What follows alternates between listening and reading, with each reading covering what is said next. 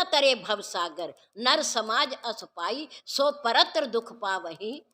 वो व्यक्ति, वो प्राणी अंत में दुख को प्राप्त होगा जिसने समय रहते भगवान की भक्ति नहीं की, भजन नहीं किया, सेवा नहीं की, सत्संग नहीं की, बड़ों की आज्ञा का पालन नहीं किया। अंत में पछताने के सिवा और कुछ नहीं।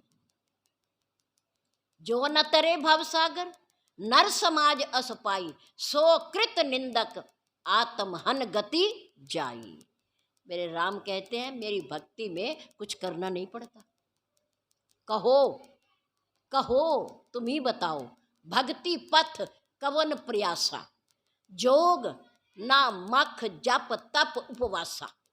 राम कहते हैं ना करो योग साधना, ना रखो व्रत, ना करो जप, और ना एक पैर पर खड़े होकर के तप करो, कुछ ना करो, कुछ ना करो।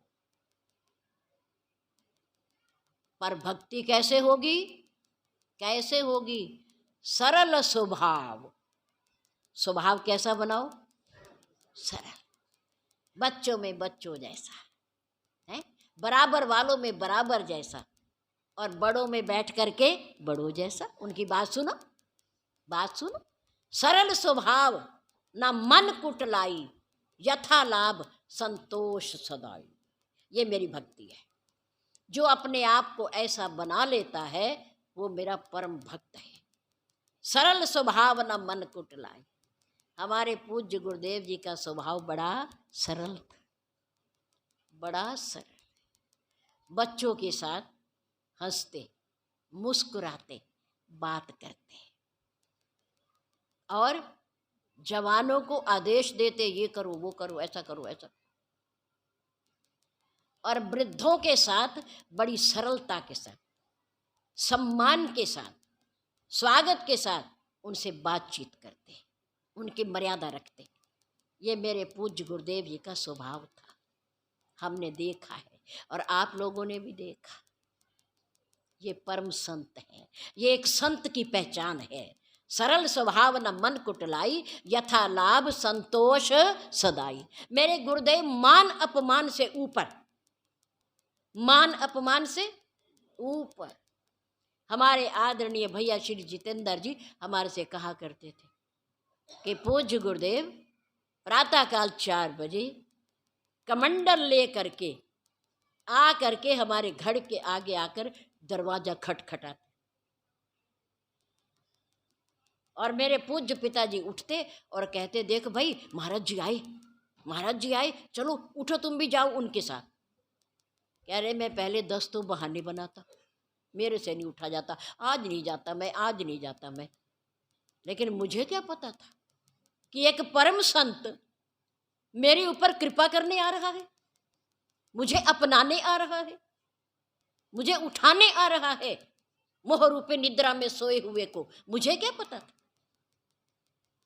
पर मेरे उन्हें पता था कि अंदर से आने वाला कुछ भी कह सकता है, मैं नहीं जाता, ये भी कह सकता है। और कहते हैं रोज रोज आ जाते हो आप तो उठाने मुझे, ये भी कह सकता है। लेकिन कोई बात नहीं, मेरे गुरुदेव को इन बातों की चिंता नहीं थी, क्योंकि वो मान अपमान से ऊपर थे। कुछ भी कहे। हमारे आदरणीय भैया जी एक भजन बोलते हैं, संतों की दुनिया, संतों की दुनिया अजब है निराली, करे कोई पूजा और देवे कोई गाली, पर सदा बजती रहती है खुशी की ताली। संतों की दुनिया अजब है निराली। मुंह पे कोई गाली दे के चला जाए, अपमान करके चला जाए तो दुख नहीं है। मेरे राम जैसा जीवन उनका, राज सुनाई दीन बनवासु, सुनि मन भयउ न हर्ष हरासु। पिता ने कहा मैं युवराज पद दूंगा, रात्रि में नक्शा बदल गया, युवराज पद की जगह बनवास मिल गया। युवराज पद सुन के मेरे राम खुश नहीं हुए, और बनवास सुन करके मेरे प्रभु निराश नहीं हुए। सबही मान प्रद आप अमानी। सच्चे संत की पहचान है जो दूसरे को सम्मान देता है और अपने मान रहित रहता है, अपनी चिंता नहीं करता, उसे परम संत कहते हैं, उसे पूर्ण संत कहते हैं। और हमारे पूज्य गुरुदेव पूर्ण संत हैं, पूर्ण संत है। उन्हें कोई पानी का गिलास पूछ ले तो भी खुश है, और नहीं पूछा ऐसे उठ करके चले गया तो भी खुश है, उन्हें कोई नाराजगी नहीं। उन्हें कोई मत्था टेक दे तो भी खुश है, और नहीं मत्था टेके तो भी खुश है। कोई भोजन को पूछ ले तो भी खुश है, और नहीं पूछे तो भी खुश है। 24 घंटे के बाद फिर भोजन मिलेगा। 11:30 बजे भोजन करते थे, 12 बज गए तो भोजन नहीं करना, फिर अगले दिन करना। कोई पूछे तो भी और ना पूछे तो भी।